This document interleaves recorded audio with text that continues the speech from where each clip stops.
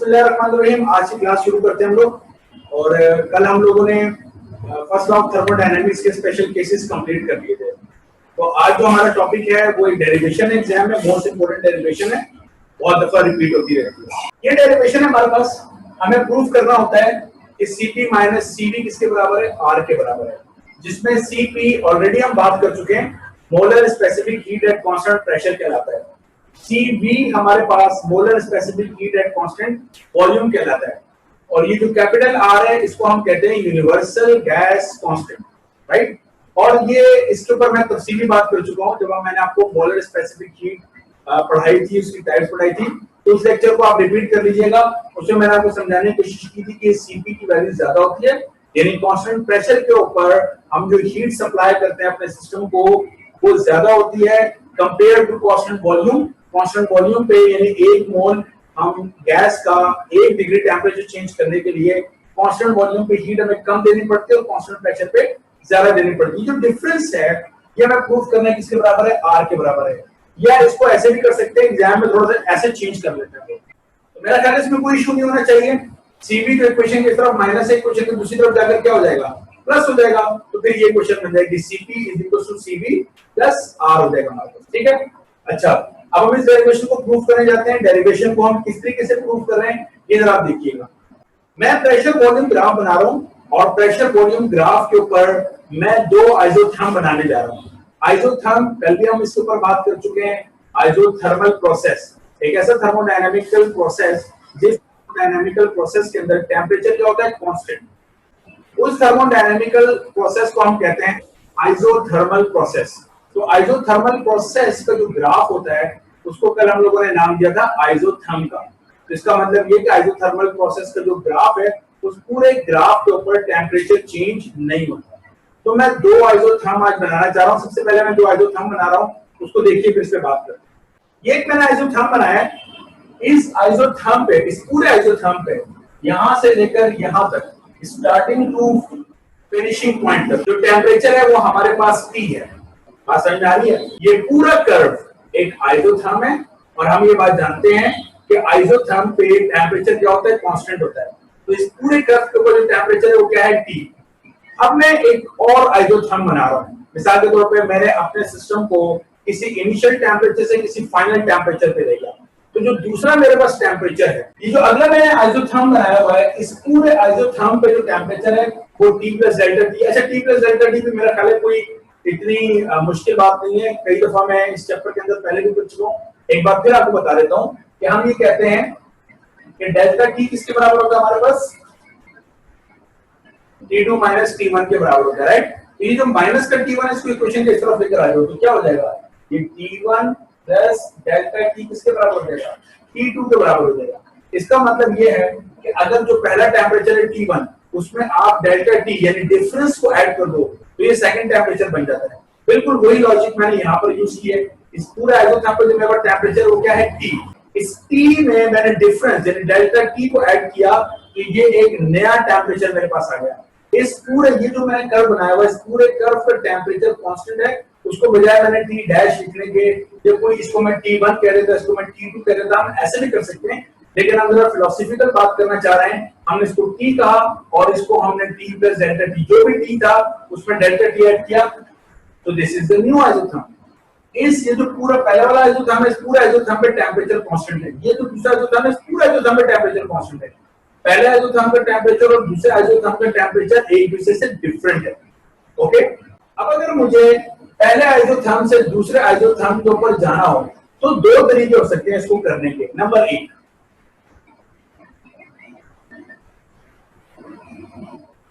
Suppose करें ये जो पॉइंट है, इस पॉइंट को मैं पॉइंट ए कह रहा हूं।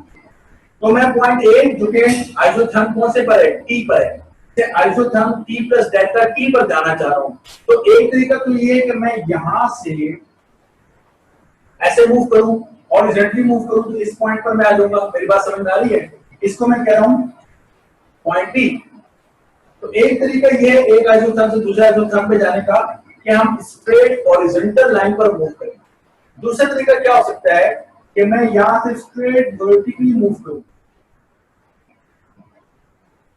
तो मैं यहाँ से अगर स्ट्रेट वर्टिकली मूव करूं तब भी मैं पहले आइसोथर्म से दूसरे आइसोथर्म की तरफ चला गया। ठीक है, तो दो तरीके हैं मेरे पास, एक आइसोथर्म से दूसरे आइसोथर्म पर जाने के। अच्छा, एक आइसोथर्म से जब मैं दूसरे आइसोथर्म के ऊपर मूव कर रहा हूँ तो जो एक अहम बात है समझने की, वो हमारे पास क्या है, वो ये है कि इस पूरे आइसोथर्म में जो टेम्परेचर था और ये दूसरे वाले आइसोथर्म में टेम्परेचर, ये दो मुख्तलिफ टेम्परेचर है। एक टेम्परेचर से जब आप दूसरे टेम्परेचर पर मूव करेंगे तो ये जो दो मैंने रास्ते बनाए, ए टू बी या ए टू सी, इन दोनों रास्तों में सिस्टम अपना टेम्परेचर क्या कर रहा है, चेंज कर रहा है। और अगर सिस्टम अपना टेम्परेचर चेंज कर रहा है, किसी दूसरे टेम्परेचर के ऊपर जंप कर रहा है, तो इसका मतलब ये है कि सिस्टम की इंटरनल एनर्जी में चेंज आ रहा है। ये मेरी बात समझ में आ रही है? फिर मैंने आपसे कहा था कि internal energy, first of thermodynamics से मैंने आपसे कहा था, वो इस पर बिल्कुल डिपेंड नहीं करती कि आप कौन से रास्ते को इख्तियार करते हैं। मैंने आपसे कहा था कि internal energy is independent from the path, it depend upon the initial state and the final state. So चाहे मैं ए से बी पर, यानी ए से बी के रास्ते पे चलता हुआ isotherm T plus delta T पे जाऊं, जो भी इंटरनल एनर्जी का चेंज आए, या मैं पाथ ए टू सी पर मूव करता हुआ पहले आइसोथर्म से दूसरे आइसोथर्म पे जाऊं, और जो भी इंटरनल एनर्जी का चेंज आए, ये दोनों इंटरनल एनर्जी के सेम चेंज जो है वो सेम होंगे। मेरी बात समझ रहे हैं? Why they are same? Because the internal energy is a state function. It depends upon initial state and the final state of the system. It does not depend upon how you move from the initial state to final state. Whether you move from on the path from A to B or you move from path A to C, it doesn't matter. The matter is where you were and where you are now. That's it. So internal energy का change same रहेगा, क्योंकि internal energy state function है। मेरा ख्याल है बात समझ में आ रही है। ओके, तो सबसे पहले हम internal energy कैलकुलेट करते हैं पाथ A से B की तरफ मूव करते हुए। ओके, तो मैंने लिखा है हम डेल्टा U कैलकुलेट कर रहे हैं कौन से पाथ से, A टू B पाथ को। तो मुझे बताइए डेल्टा U, जो A डेल्टा U है उसका जो फॉर्मूला है हमारे पास वो क्या है, delta Q minus delta W। याद है first of thermodynamics, delta Q minus delta W, इसको नाम दे देते हैं इक्वेशन नंबर 1। ये जो हमारा पाथ है A टू B, तो ये मेरा प्रेशर वॉल्यूम ग्राफ है। मेरा ख्याल है कल भी मैंने आपको याद करवाने की कोशिश की थी कि प्रेशर वॉल्यूम ग्राफ के ऊपर स्ट्रेट हॉरिजॉन्टल लाइन कौन से प्रोसेस को इंडिकेट करती है, आइसोबैरिक प्रोसेस को। तो मैं लिख सकता हूं कि as path A dash B is isobaric process. ये मेरी बात समझ में आ रही है कि पाथ A से B जो है मेरे पास वो कौन सा प्रोसेस है, आइसोबैरिक प्रोसेस। अच्छा भाई, अगर ये आइसोबैरिक प्रोसेस है, सबसे पहले डेल्टा Q हम कैलकुलेट करते हैं। तो एज वी नो, ठीक है, इसी से लिख देते हैं delta Q is equal to question mark. अच्छा, अब डेल्टा Q हम कैसे कैलकुलेट करेंगे? आपको याद है हमने डेफिनेशन पढ़ी थी, molar specific heat at constant pressure. वहां पर मैंने आपको बताया था according to molar specific heat at constant pressure। इसको हमने किससे रिप्रेजेंट किया था, याद है आपको? Cp से हमने रिप्रेजेंट किया था। और मोलर स्पेसिफिक हीट की डेफिनेशन क्या थी, delta Q upon N delta T। मेरा ख्याल आपको ये फॉर्मूला याद होगा, delta Q upon N delta T। एक मोल गैस का 1 डिग्री टेम्परेचर चेंज करने के लिए डेल्टा Q जो हीट देते हैं उसे कहते हैं molar specific heat at constant pressure, और उसको रिप्रेजेंट करते हैं Cp से। ओके, तो ये n डेल्टा T जो इक्वेशन के साथ डिवाइड है वहां जाकर क्या हो जाएंगे, मल्टीप्लाई हो जाएंगे। तो this implies that delta Q मेरे पास कितना आ जाएगा, n Cp डेल्टा T। मेरा ख्याल आसान सी बात है। ओके, अब डेल्टा W कैसे कैलकुलेट करूंगा, एज वी नो, ये बात तो हम जानते हैं कि डेल्टा W किसके बराबर होता है, P डेल्टा V के बराबर होता है। इसको नाम दे दें क्वेश्चन नंबर 2 का नाम दे दें।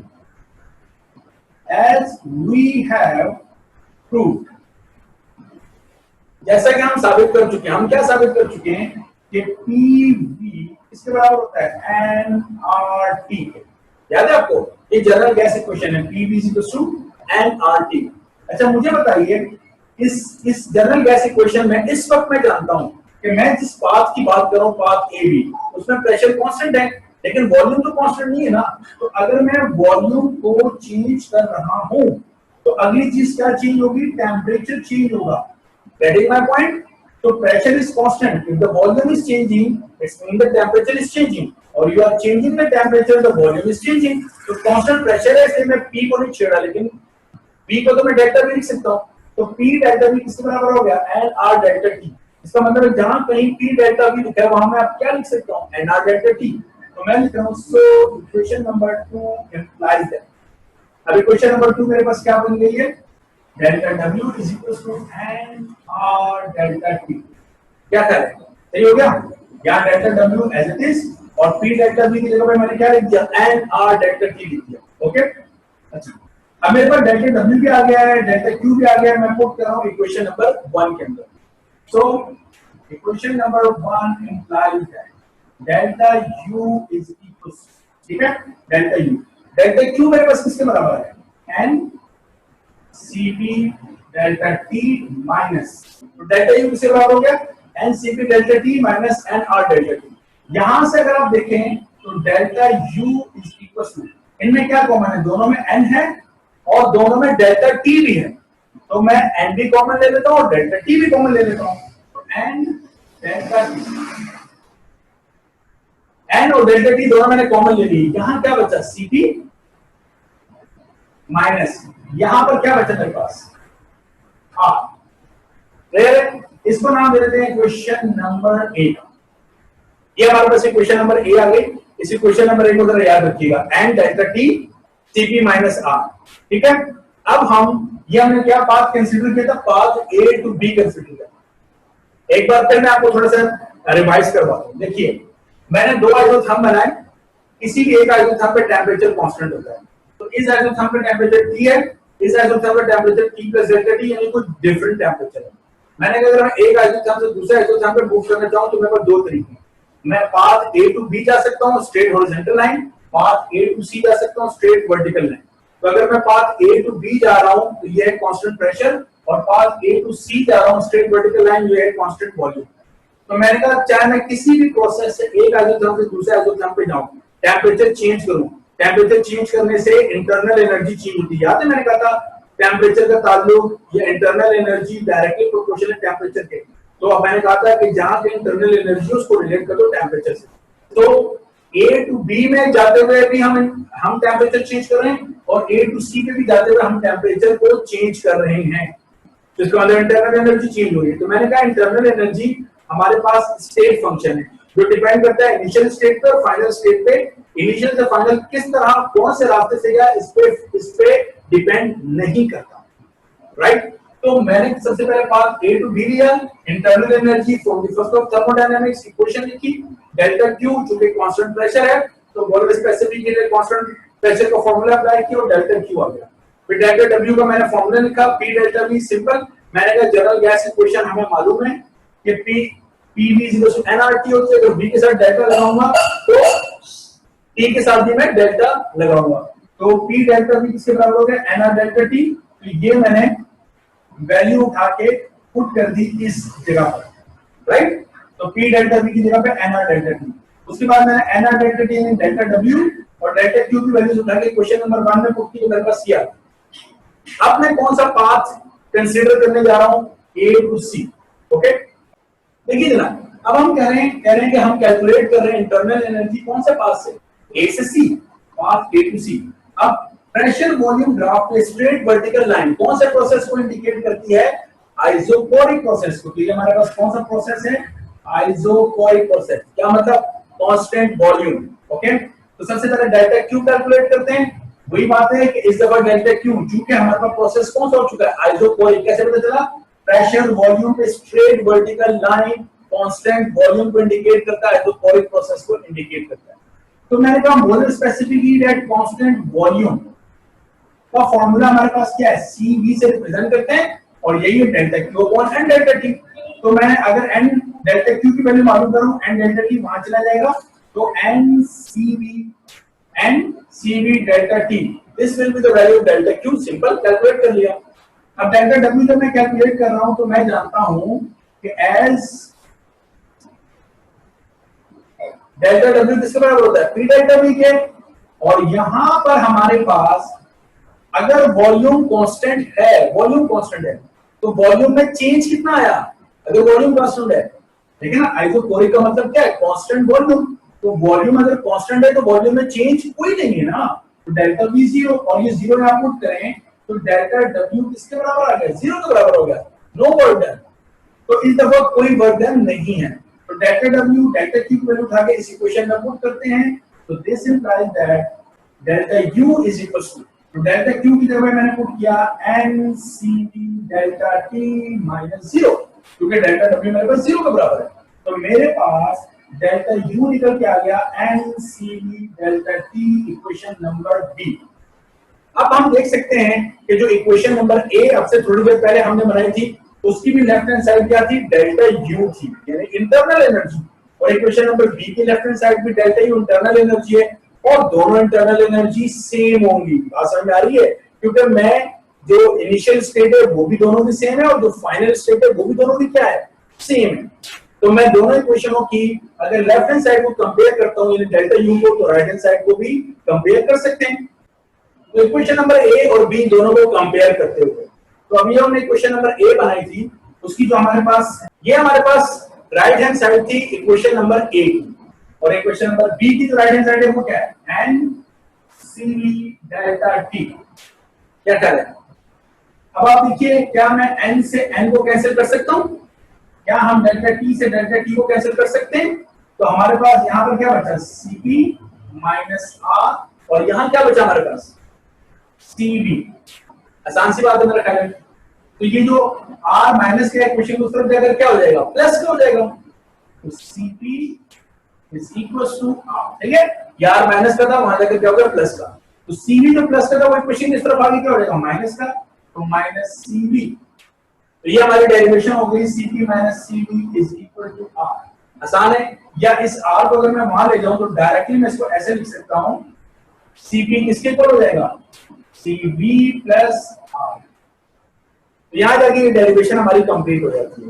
मेरा ख्याल एक आसान सी डेरिवेशन है, सिंपल सा इसका कॉन्सेप्ट है हमारे पास, और वो कॉन्सेप्ट ये है कि इंटरनल एनर्जी का जो चेंज है वो independent from the path under consideration है। So it is as the delta U is independent from the path is state function, so we can calculate the internal energy, the change in the internal energy from path A to B, and we can calculate internal energy from moving from path A to C. And after calculating these internal energy, we can compare both the equation as the left hand side of the both equation of the, और ये कह सकते हैं कि the change in internal energy for the both path are equal. तो दोनों की right hand side को हमने compare किया, और compare के हमारा cancellation and we got the result। ठीक है, इसको एक बार देख लें, कोई इश्यू हो तो बताइए। आप ये भी कर सकते हैं, ये डेरिवेशन मैंने आपके साथ मिलकर सारी कर ली है, लेकिन ये अलग से भी मैंने अपलोड की हुई है, यानी जो मैं पहले जो वीडियोस बना के अपलोड करता था, तो आप देखेंगे तो जो चैप्टर 11 की प्लेलिस्ट है उसमें ऑलरेडी ये पूरी derivation Cp minus Cv is equal to R मैंने वहां पर कराई हुई है, तो आप चाहें तो वहां से भी डायरेक्ट देख सकते हैं। मैं ये लेक्चर भी आपका अपलोड कर दूंगा, ठीक है। तो वो लेक्चर जो है वो जो मैंने किया हुआ है वो एग्जैक्टली इसी तरीके से, वहां से आपको इंशाल्लाह काफी ज्यादा हेल्प मिल जाएगी।